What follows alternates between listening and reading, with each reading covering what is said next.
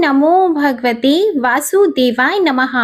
आज भादो मास के शुक्ल पक्ष की परिवर्तिनी एकादशी के दिन सुनिए एकादशी माता की कथा और आरती। इस कथा को सुनने से मनुष्य की सभी मनोकामनाएं पूर्ण होती हैं।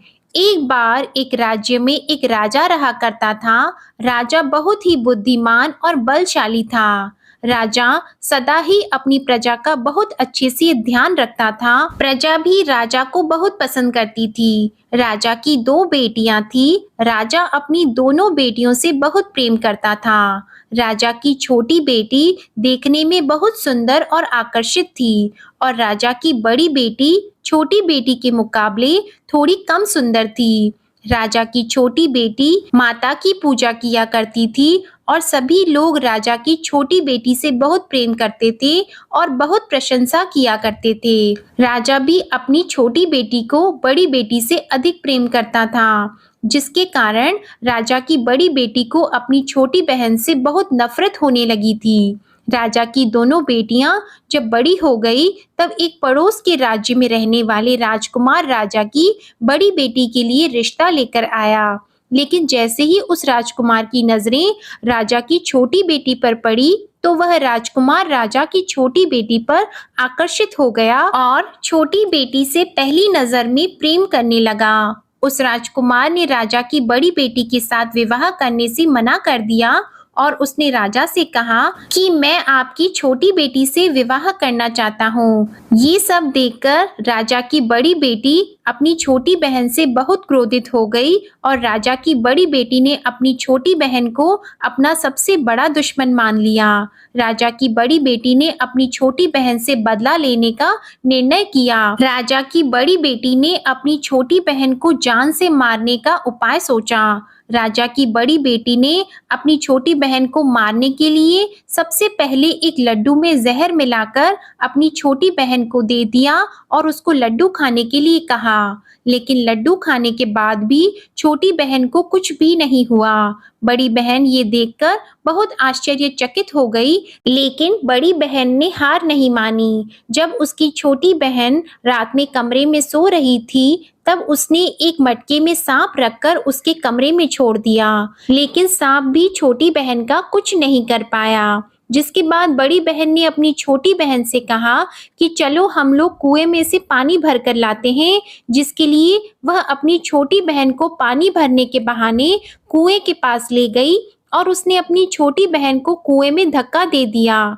लेकिन छोटी बहन को तब भी कुछ नहीं हुआ, क्योंकि हर बार ग्यारस माता उसकी रक्षा कर रही थी और उधर बड़ी बहन अपने सारे प्रयास के बाद भी असफल हो रही थी, जिससे वह बहुत क्रोधित हो गई और फिर उसने अपनी छोटी बहन के पास जाकर उससे प्रश्न किया कि मेरी छोटी बहन, क्या तुमको पता है कि भगवान ने सबको मृत्यु एक निश्चित समय पर लिखी हुई है और कैसे तुम्हारी या मेरी मृत्यु होगी, क्या ये तुम जानती हो? तब छोटी बहन ने अपनी बड़ी बहन को बताया कि हाँ दीदी, मैं तो जानती हूँ मेरी मृत्यु कैसे होगी। छोटी बहन से ये सब बातें सुनकर बड़ी बहन मन ही मन बहुत प्रसन्न होने लगी और उसने अपनी छोटी बहन से कहा कि तो तुम मुझे अपनी मृत्यु का राज बताओ। तब छोटी बहन ने अपनी बड़ी बहन से कहा कि मेरी मृत्यु तो एक तोते में है। जो तोते के गले में एक हार है, उससे मेरी मृत्यु होगी। जब तक कोई भी व्यक्ति तोते को मारकर उस हार को अपने गले में पहनेगा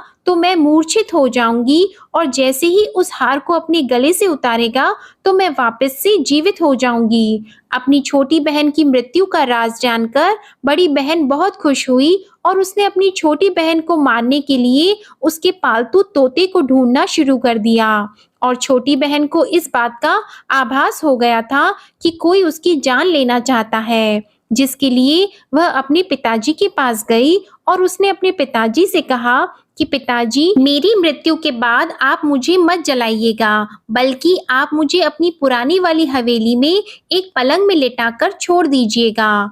अपनी छोटी लड़की की ये बातें सुनकर राजा बहुत आश्चर्यचकित हो गया।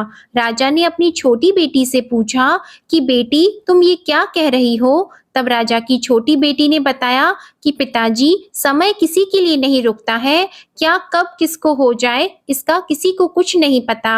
फिर राजा ने अपनी छोटी बेटी से कहा कि तुम ऐसी बातें क्यों करती हो? 2-3 दिन के बाद तो तुम्हारा विवाह है। लेकिन छोटी बेटी ने अपने पिताजी को ऐसा करने पर मजबूर कर दिया और उनसे वचन ले लिया। राजा ने भी अपनी छोटी बेटी की बात स्वीकार कर ली और 2-3 दिनों के बाद जब शादी का समय आया, तब राजकुमार बारात लेकर राजा के घर आया और राजकुमार और राजा की छोटी बेटी का विवाह शुरू हो गया। जैसे ही राजा की छोटी बेटी राजकुमार के साथ फेरे लेना शुरू हुई, तो उसकी बड़ी बहन अपनी छोटी बहन के कमरे में जाकर उसके तोते को पकड़ लेती है और उसको जान से मार देती है। तोते के गले में जो हार था उसको अपने गले में धारण कर लेती है और जैसे ही बड़ी बहन उस हार को अपने गले में धारण करती है, तो उधर छोटी बहन 3.5 ही फेरे ले पाती है और वहीं पर बेहोश होकर गिर जाती है। जिसके बाद राजा ने बड़े बड़े दर्द हकीमों को बुलाया और अपनी छोटी बेटी का इलाज करने के लिए कहा। राजा की बात सुनकर जब वैद्य ने छोटी बेटी को देखा, तो राजा को बताया कि आपकी छोटी बेटी ना तो जीवित है और ना मरी हुई है। ऐसा मैं पहली बार देख रहा हूँ। राजा ने वैद्य और हकीम को ये बात बाहर बताने से मना कर दिया और उनको कहा कि अगर तुमने ये बात किसी को बाहर बताई तो हम तुमको फांसी दे देंगे। राजा ने अपनी छोटी बेटी को पुराने महल में जाकर एक पलंग में लेटा दिया और वहां पर कुछ सैनिकों को तैनात कर दिया। इसके बाद राजा वापस अपने महल पर आ गया। राजा की बड़ी बेटी अपने पिताजी के पास आई और कहने लगी कि पिताजी, अगर ये शादी संपन्न नहीं हुई तो आपकी इज्जत का क्या होगा? आप कहें तो मैं आपकी इज्जत बचाने के लिए राजकुमार से शादी करने के लिए तैयार हूँ। जिसके बाद राजा ने अपनी बड़ी बेटी की बात मान ली और राजा ने बड़ी बेटी को छोटी बेटी के कपड़े पहनाकर मंडप में भेज दिया। लेकिन राजकुमार ये जान गया कि ये राजा की छोटी बेटी नहीं है, बल्कि ये राजा की बड़ी बेटी है। लेकिन जब राजकुमार ने शादी करने से मना किया, तो सभी लोगों ने राजकुमार को बेबस करके राजा की बड़ी बेटी से बचे हुए फेरों को संपन्न करा दिया और विवाह संपन्न हुआ। जिसके बाद राजकुमार राजा की बड़ी बेटी को अपने महल में ले गया। विवाह होने के बाद राजकुमार उससे ना तो बात करता था, ना उसे पसंद करता था और ना ही उसके आसपास भटकता था। और राजकुमार ने ये फैसला लिया था कि वह अपनी प्रेमिका को ढूंढ कर रहेगा और ये जानकर रहेगा कि उसके साथ क्या हुआ है। एक दिन राजकुमार अपने घोड़े पर सवार होकर राजा के पुराने महल के पास पहुंचा, जहां पर उसने कुछ सैनिकों को देखा। महल के पास पहुंचकर राजकुमार ने जब महल को ध्यान से देखा, तो वह समझ गया कि ये तो हमारे ससुर जी का महल है। तब राजकुमार ने सैनिकों से पूछा कि तुम लोग यहाँ क्या कर रहे हो और इस महल के अंदर उस पलंग में कौन लेटा है? जिसके बाद सैनिकों ने बताया कि यहाँ पर राजा की छोटी बेटी लेटी है। ये सुनकर राजकुमार बहुत प्रसन्न हो गया और वह तुरंत अपनी प्रेमिका के पास पहुंच गया और उसकी सेवा करने लगा। जैसे ही रात हुई तो राजा की छोटी बेटी उठकर खड़ी हो गई।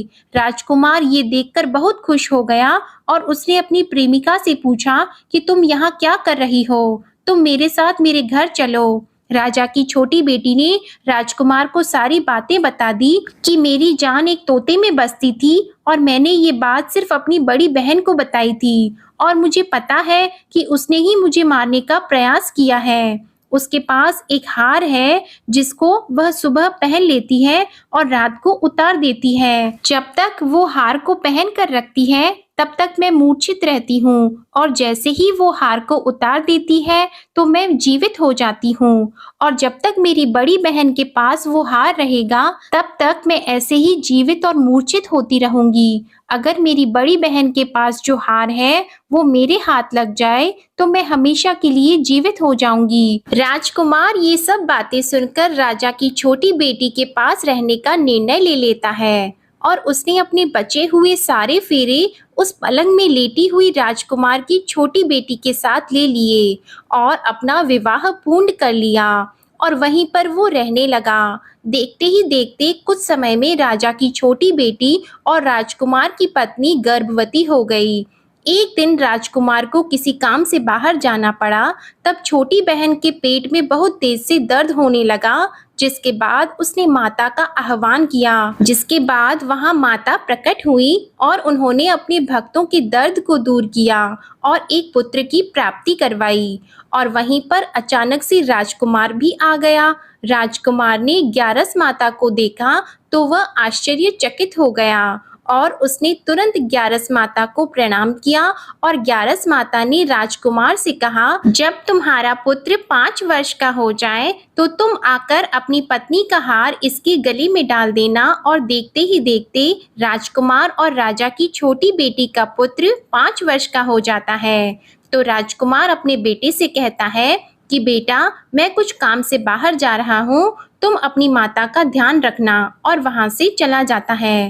राजा को बाहर निकलता देखकर बड़ी बहन के सैनिक देख लेते हैं और बड़ी बहन को जाकर सारी बातें बता देते हैं। जिसके बाद बड़ी बहन अपनी छोटी बहन के पुत्र को वहां से उठवा लेती है और उसको मरवा देती है। छोटी बेटी के पुत्र के 2 टुकड़े करवा देती है। पहला टुकड़ा चक्के के पास छुपा देती है और दूसरा टुकड़ा अपने पलंग के नीचे रख लेती है। अब ग्यारस माता भिखारी का रूप लेकर आती है और एक भिखारी का रूप रखकर बड़ी बहन के पास चली जाती है। जिसके बाद वहां पर भिक्षा मांगने लगती है। तो बड़ी बहन अपने नौकरों से कहती है कि जाकर भिक्षा दे दो। लेकिन जैसे ही नौकर ग्यारस माता को भिक्षा देने के लिए आते हैं तो माता उन्हें मना कर देती हैं और कहती है कि मैं तुम्हारी महारानी से ही भिक्षा लूंगी। जिसके बाद बड़ी बहन स्वयं ही भिक्षा देने के लिए माता के पास आती है। तब माता एक बिल्ली का रूप लेकर उसके कमरे में चली जाती है और वहां पर छोटी बेटी के पुत्र के 2 टुकड़े को आपस में जोड़ देती है और उसे जीवित कर देती है। फिर उसे वहां से ले जाती है। राजकुमार अपने बेटे को लेकर अपनी पत्नी के पास जाता है और उसे कहता है कि तुम इसका ध्यान रखना। अगर तुम इस बच्चे का अच्छे से ध्यान रखोगी तो मैं तुमसे बात करूंगा। एक दिन राजकुमार अपने बच्चे से कहता है कि तुम मम्मी से उनके गले का हार मांग लो। तो अपने पिता की बात मानकर राजकुमार का लड़का अपनी मम्मी के पास जाता है और कहता है कि मम्मी, मुझे तुम्हारा हार चाहिए। यह सुनकर पहले तो बड़ी बहन बहुत क्रोधित होती है, पर उसको यह याद आता है कि राजकुमार ने कहा था कि अगर मैं इस बच्चे का ध्यान अच्छे से रखूंगी तो वह मुझसे बात करेंगे। जिसके कारण वह हार उस बच्चे को दे देती है और वह तुरंत हार को ले जाकर अपने पिताजी को दे देता है। और तभी राजकुमार अपने बेटे को लेकर वहां से जाने लगता है और अपनी पत्नी से कहता है कि तुम हमारे लिए खाना बनाकर रखना, मैं शाम को आकर तुम्हारे साथ खाना खाऊंगा। और वह अपने बेटे को लेकर वहां से चला जाता है। जिसके बाद वह राजा के पास जाता है और उनको सारी बातें बता देता है। राजा अपनी बड़ी बेटी की ये करतूत सुनकर बहुत क्रोधित होते हैं और अपनी परवरिश पर ही दोष देने लगते हैं। राजकुमार को अपनी छोटी बेटी के साथ रहने के लिए आदेश दे देते हैं। इस प्रकार ग्यारस माता की कृपा से राजकुमार और राजा की छोटी बेटी सुखपूर्वक रहने लगे। प्रेम से बोलिए एकादशी माता की जय। प्रेम से बोलिए माता लक्ष्मी और भगवान विष्णु की जय। माता पार्वती और भगवान शंकर की जय। कथा के बाद अब आप आरती श्रवण कीजिए। ओम जय एकादशी माता मैया, जय एकादशी माता। विष्णु पूजा व्रत को धारण कर, विष्णु पूजा व्रत को धारण कर, शक्ति मुक्ति पाता। ओम जय एकादशी माता। तेरे नाम गिनाऊं देवी, भक्ति प्रदान करनी मैया, भक्ति प्रदान करनी। गण गौरव की देनी, गण गौरव की देनी, माता शास्त्रों में वरनी। ओम जय एकादशी माता। मार्गशीर्ष की कृष्ण पक्ष की उत्पन्ना विश्वतारिणी जन्मी मैया, उत्पन्ना विश्वतारिणी जन्मी। शुक्ल पक्ष में हुई मोक्षदा, मुक्तिदाता बन आई। ओम जय एकादशी माता। पौष के कृष्ण पक्ष की सफला नामक है, सफला नामक है। शुक्ल पक्ष में होए पुत्रदा, आनंद अधिक रहे। ओम जय एकादशी माता। नाम षटतिला माघ मास में कृष्ण पक्ष आवे, मैया कृष्ण पक्ष आवे। शुक्ल पक्ष में जया कहावे, शुक्ल पक्ष में जया कहावे। विजय सदा पावे। ओम जय एकादशी माता। विजया फागुन कृष्ण पक्ष में शुक्ला आमल की, मैया शुक्ला आमल की। पाप मोचनी कृष्ण पक्ष में चैत्र महाबली की। ओम जय एकादशी माता। चैत्र शुक्ल में नाम कामदा, धन देने वाली, मैया धन देने वाली। नाम वरूथिनी कृष्ण पक्ष में, नाम वरूथिनी कृष्ण पक्ष में। वैशाख माह वाली। ओम जय एकादशी माता। शुक्ल पक्ष में होई मोहिनी, अपराज्येष्ठ कृष्ण पक्षी। नाम निर्जला सब सुख करनी, नाम निर्जला सब सुख करनी। शुक्ल पक्ष रखी।